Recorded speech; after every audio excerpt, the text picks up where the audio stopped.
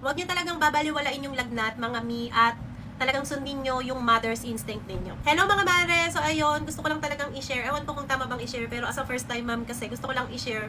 Dahil marami akong nakikita na kapag nilalagnat yung bata, ipopost pa nila kung anong gagawin na 3 araw nang nilalagnat. So heto ang aming experience mga mi. Kapag nilalagnat kasi si Pio, medyo balisa ako kasi it means meron siyang infection or bacteria na nilalabanan sa katawan, kaya siya nilalagnat. So heto na nga ang timeline. March 25, nilagnat siya madaling araw lang. Low grade fever, 37.8 to 38. Pero the whole day, umaga hanggang gabi, wala naman.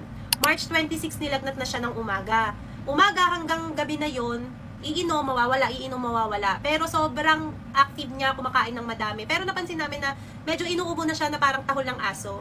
So nag-decide kami March 27 na ipa-check up si Pio Thursday kasi nga, umuubo na siya. Akala ko dahil sa ubo, kaya siya nilalagnat. So, chinek siya ng pedia niya, ng pulmopedia niya, ng viral, sa viral infection, swinab siya, walang nakita, negative siya. So, chinek din yung lungs niya, clear naman daw. Pero, sabi niya, sige, i-monitor mo muna si Pio. Kasi wala naman ang lagnat si Pio, ganito pala. 26 buong araw siya nilagnat, 27 wala na talaga siyang lagnat at all. So, sabi ko, Dok, kasi mayroon kaming flight ng Sunday, baka pwedeng magpa-CBC na din kami para, alam mo yun, mother's instinct, baka something na ganyan, bumalik, o kaya naman, baka bumalik yung lagnat, ganyan. Sabi niya, oo, sige, magpa-CBC ka, tsaka dengue test na din. Pero wag muna ngayon kasi too early pa, bukas ka na magpa-test. So, binigyan niya kami ng tawag dito, request. 27 wala siyang lagnat mga mi, 28 walang lagnat, pero nagpa-blood test na kami ng alas 10 ng umaga. Eto na, nagulat kami na yung dengue test niya NS1 positive, tapos ang baba ng platelet ni Pio mga mi. Diyos ko, 63 yung platelet ni Pio, nagulat ako, kinabahan ako na, grabe wala naman lagnat yung anak ko, sobrang active, walang rashes, at basta wala talaga, wala ka makikita, inuubo na lang siya. Dengue na pala. So, sinabi namin to sa pulmopedia niya, thank God kasi yung pulmo niya nakakausap namin direct sa email. Sabi niya, sige, wala muna tayong gamot na ibibigay, monitor mo si Pio. CBC kayo ulit ng alas 4 kasi kapag hindi yan tumaas, i-confine ko kayo. So, sabi ko, anong gagawin, Doc? Hydrate daw si Pio. Pinapakain namin itlog, pugo, aya. Wala kaming makitang tawa-tawa. So, from 11, nakuha namin yung result ng 12 nung March 28 hanggang 4 p.m. Pinainom lang namin siya, pinainom ng tubig at saka Pocari Sweat. So, nung nagpa-CBC na kami ng alas 4 nung Friday, nagulat kami kasi parang dumoble yung kanyang platelet. From 63, naging 163. Nagulat kami mga mi.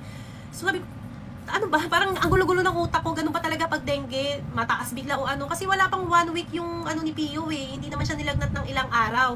So nung sinenda namin yun sa pedia niya, sabi niya, okay na yan. Pero para makasure tayo na makaalis kayo ng Sunday, pa-blood test kayo ulit sa Sabado ng umaga. So, pina-blood test namin si Pio Sabado, wala na ring lagnat si Pio niyan, hindi na bumalik yung lagnat, pero inuubo nga siya ng kaunti na. So, nung Sabado, nagpa-blood test kami, nasa 200 something na yung platelet ni Pio, which means okay na. Kaya pinayagan nga kami na umalis ng Sunday, kasi Sabado. Pero nag-alangan kami nung Sunday, kaya nirebook talaga namin yung flight namin. Kasi nga, ang dengue, di ba, 1 week yan. Kasi baka mamaya, malate yung rashes, yung kaya natatakot kami. Ang nangyari mga mi, dahil okay na yung platelet ni Pio, hindi nga kami pina-confine. So, tuloy-tuloy pa rin yung hydration ni Pio. Tubig, kasi bawal nga ma-dehydrate. Ang kalaban kasi ni dengue, dehydration. So, tubig, Pocari si Pio kasi pwede na yung Pocari. Hanggang sa nag-decide kami na hindi na muna kami aalis nung Sunday, nirebook namin siya ng mga ilang araw ang pagitan para ma-sure namin na okay na si Pio. Kasi nga, nag-positive siya sa dengue kahit na yung platelet niya okay. So, ang akin lang dito sa video na ito mga mare, pag nilalagnat na yung mga anak natin, huwag na tayong mag-post, huwag na tayong anong gagawin, i-post. Hanggat maaari dalhin natin sa pedia, hanggat maaari dalhin natin sa center para ma-check talaga. Tapos, yung CBC talaga at dengue test ang laking tulong. Kasi, imagine, nilalagnat lang si Pio ng isang buong araw, tapos tumahol lang ng kaunti. Walang ibang signs, mga symptoms, wala. Yung dalawa lang, dengue na pala. At nag-63 pa yung kanyang platelet. Imagine kung hindi namin siya na-hydrate ng maayos noon, napainom ng maayos ng tubig, Pocari, mas lalo pang bababa yun. Baka hindi ko na alam kung anong gagawin ko. Pero thank God kasi biglang tumaas yung platelet ni Pio at hindi ko alam kung anong nangyari. Basta medyo tuliro kami last week noon. At yun nga, nirebook namin yung flight namin. Nung nakita namin ng ilang araw, sa loob ng 3 araw, okay na si Pio.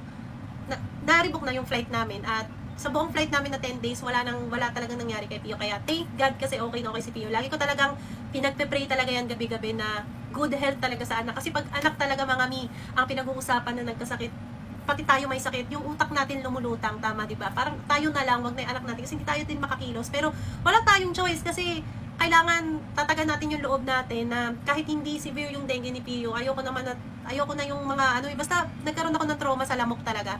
Posible talaga na talagang kinagat siya ng lamok tapos dengue na. Pero buti na lang talaga mild lang talaga yung symptoms niya sa dengue. At yun nga, hydrate, tubig, pokari. So yun, pag nilalagnat talaga yung mga anak nyo, kahit pa may ubo, akala nyo ubo lang, kaya nilalagnat, pa-check up nyo na yan mga mare.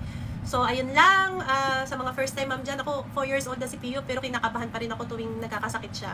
So, ayun lang mga mi, ayun, take care and good health, lalong-lalo na sa mga anak natin. Bye!